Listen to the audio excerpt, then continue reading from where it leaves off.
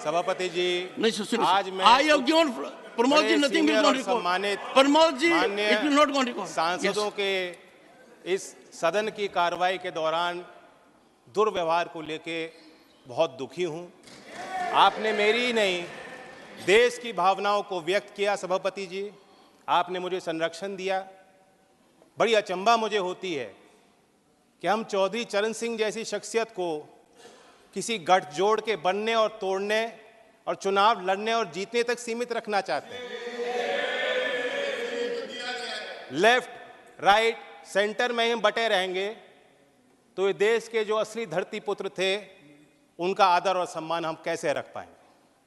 मैं ये मानता हूं कि देश में जितने महान नेता आए हैं सब ने एक दूसरे से कुछ ना कुछ लिया है, सीखा है, प्रेरणाएं ली हैं।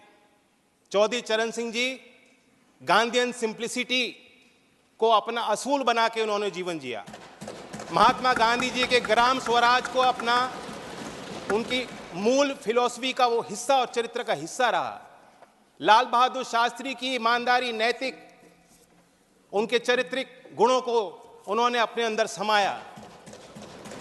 इस सदन के माननीय सदस्य पूर्व प्रधानमंत्री एच.डी. देवेगौड़ा, जैसे इनकी राजनीतिक पहचान खेती और किसानी से जुड़ी हुई है, उसी प्रकार से चौधरी चरण सिंह जी की पहचान भी खेती और किसानी और कामगार से जुड़ी हुई है। राजनीतिक विशेषज्ञ मानते हैं कि जैसे इंदिरा गांधी जी में एक करिश्माई शक्ति थी लोगों को अपनी तरफ आकर्षित करने की, उसी प्रकार से चौधरी चरण सिंह जी को सुनने के लिए, उनको छूने के लिए, उनको बेहतर तौर से समझने के लिए दूर दूर से, गांव-गांव से लोग चले आते थे। और मैं ये भी मानता हूं, 10 साल मैं विपक्ष में रहा हूं, कुछ ही देर इस सदन में मैं इस तरफ बैठा हूं, लेकिन मैंने देखा है कि 10 साल में जो आज सरकार है, इनकी कार्यशैली में भी चौधरी चरण सिंह के विचारों की झलक है।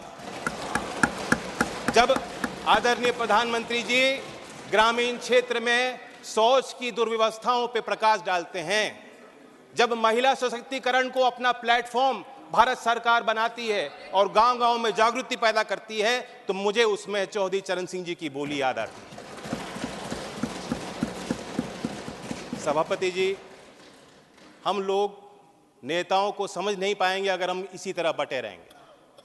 कुछ लोग, उनके अंदर भ्रम है, कुछ लोग ये भी कहते हैं, मानते हैं कि चौधरी चरण सिंह जी जाटों के नेता थे या सिर्फ किसानों की वकालत करते थे। ऐसा नहीं, वो विचारक थे और उनके इंटेलेक्चुअलिज्म पे जो टेरेंस जे बायर्स, जो प्रोफेसर थे oriental college in African studies London school में, यूनिवर्सिटी ऑफ लंदन में, उन्होंने किताब लिखी है चरण सिंह 1902 to 87 एन असेसमेंट। मैं उससे कोट करना चाहूँगा सर। चरण Singh did have incisive intelligence and he undoubtedly applied it to a continuing study of agricultural problems in Uttar Pradesh. Judgment on whether he was an intellectual, of course, turns to one definition of intellectual. My judgment is that, on the most rigorous definition, Charan Singh was clearly an intellectual, and not only that, the most unusual one.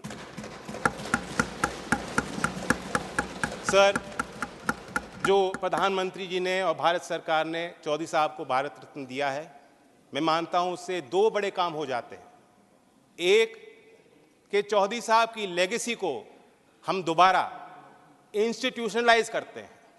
देश के सभी विश्वविद्यालयों में पढ़ रहे छात्र, उनके अंदर आपने एक नई जिज्ञासा पैदा की है। गाँव में पल रहे नौजवानों के अंदर एक नई जिज्ञासा और भावना आपने पैदा की है। देश के अर्थशास्त्री और मुख्यधारा में जो लोग नीति निर्धारक हैं, आपने दोबारा उनको कहा है कि चौधरी चरण सिंह को आप स्टडी कीजिए, अपने स्टडी में शामिल कीजिए, अपने अध्ययन और विचार अनुसंधान में शामिल कीजिए। दूसरा बड़ा काम जो भारत सरकार ने किया, भारत रत्न देकर हौसला बढ़ाया। मैं मानता हूं कि ये एक महज पुरस्कार नहीं है, सबसे बड़ा सम्मान है। और मैं जानता हूं कि आज की जो जीवन समस्या देश के सामने और चुनौतियां हैं, किसानों की समस्या हैं, भारत रत्न देकर उनका हल नहीं निकलता।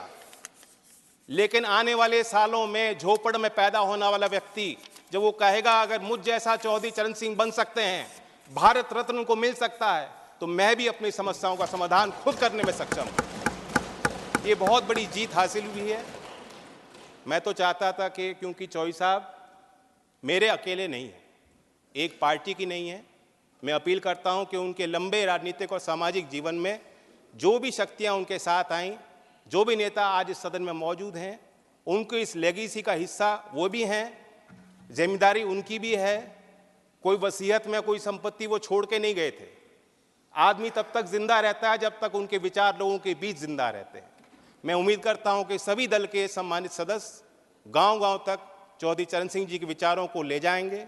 और मैं फिर अपने तरफ से ऋणी हूं, कहना चाहता हूं, एक जमीनी सरकार जो जमीन की आवाज को समझती है और बुलंद करना चाहती है, ऐसी ही सरकार धरती पुत्र चौधरी चरण सिंह जी को भारत रत्न दे सकती है। धन्यवाद।